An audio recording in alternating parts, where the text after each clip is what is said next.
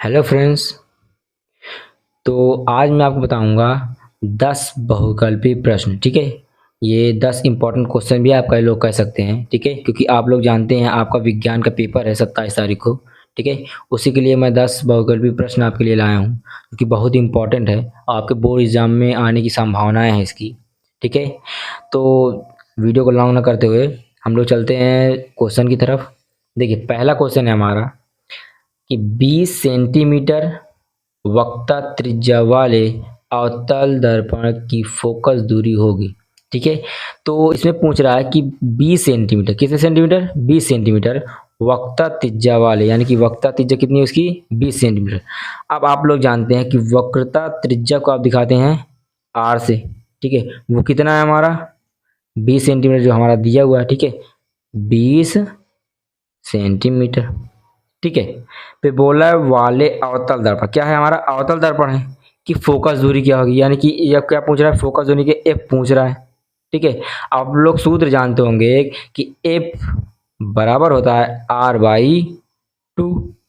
आप ये भी कह सकते हैं कि एफ और आर में संबंध।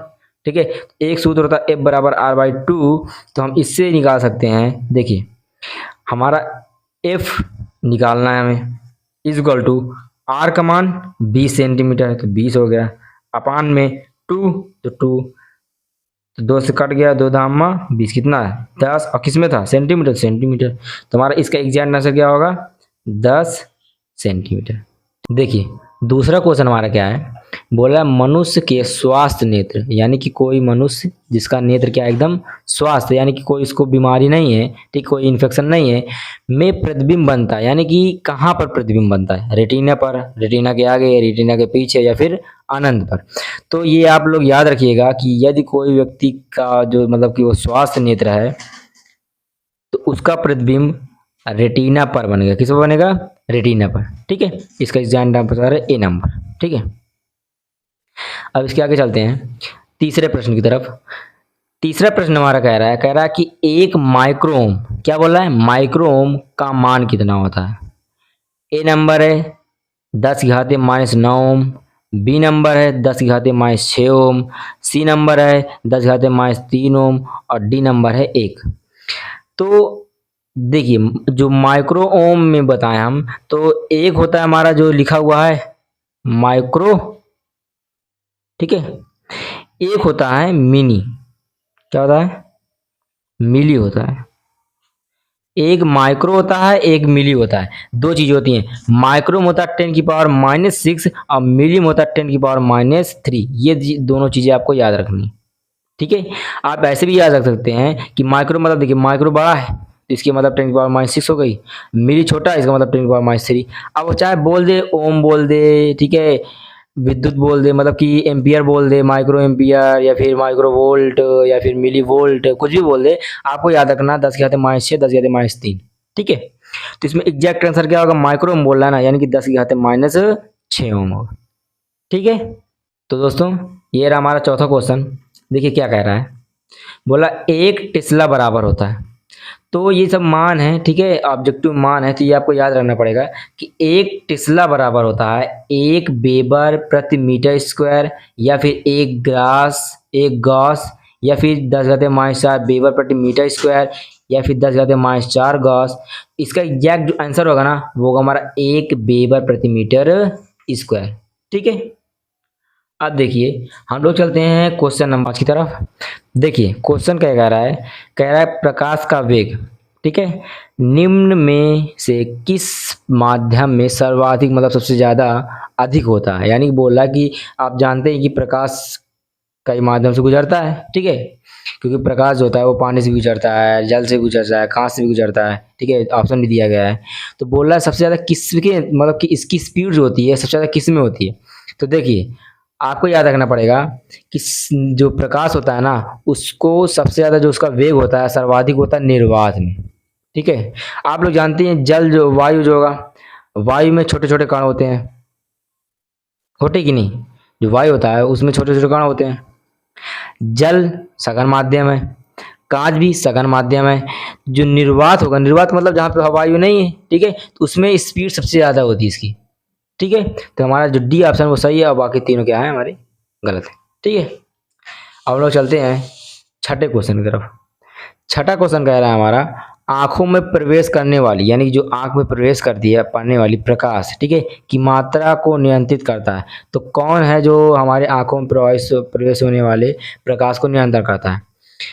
परितालिका, पुतली, श्वेत मंडल या फिर सिलियकी पेशिका? तो देखिए, जो हमारा आंखों में प्रवेश करने पर उसकी मात्रा को रोकता है ना, वो है हमारा परितारिका। क्या है हमारा? परितारिका। ठीक है, इसलिए इसका ए ऑप्शन क्या होगा हमारा? सही होगा। ठीक है, चौथा, सातवां नंबर है हमारा, सॉरी, सातवां है, एक अश्व शक्ति बराबर है।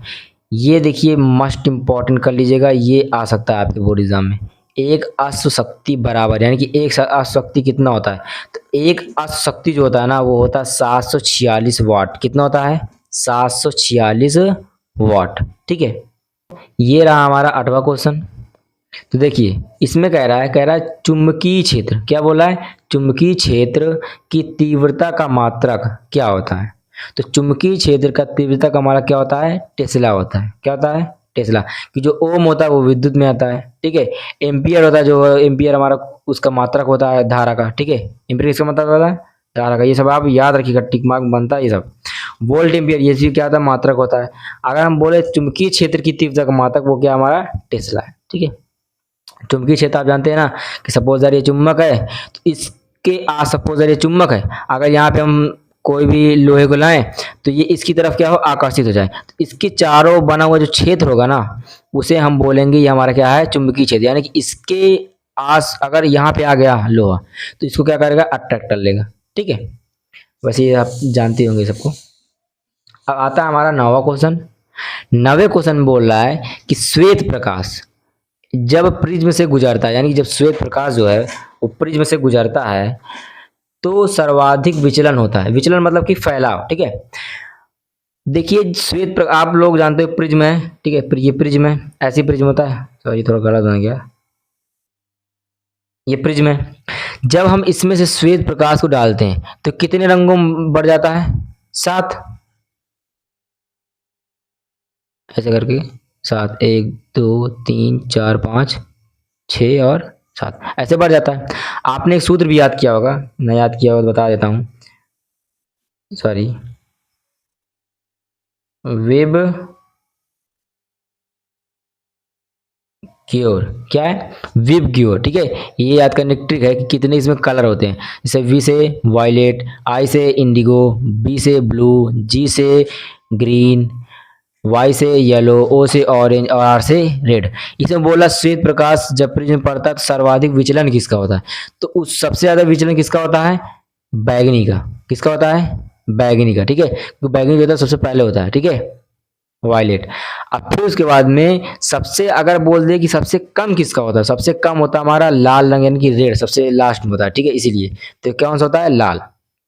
ठीक है, लाल सबसे ज्यादा कम होता है और जो हमारा बैगनी होता है सबसे ज्यादा होता है। तो इसका 9वें का आंसर होगा हमारा बी नंबर। ये तो कम के लिए, ये क्या हमारा? कम के लिए। लेकिन ये जो हमारा क्या है? सर्वाधिक, यानी कि सबसे ज्यादा किसका होता है।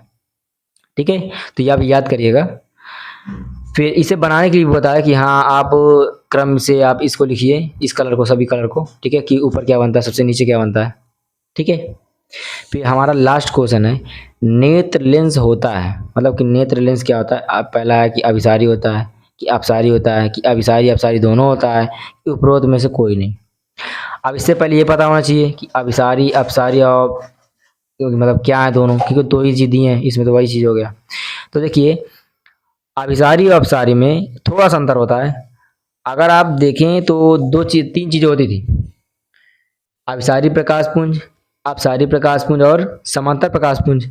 अब इसमें अभिसारी और अपसारी की बात किया है, तो अभी से आप याद रखिए कि देखिए, जब किसी भी बिंदु पर अभी अभी सारी किरणें आए, यानी कि ऐसे याद करने ट्रिक है कि जब एक ही बिंदु पर कई प्रकाश की किरणें जो होती हैं एक ही बिंदु पर आकर मिले, उसे हम बोलते हैं अभिसारी प्रकाश पुंज।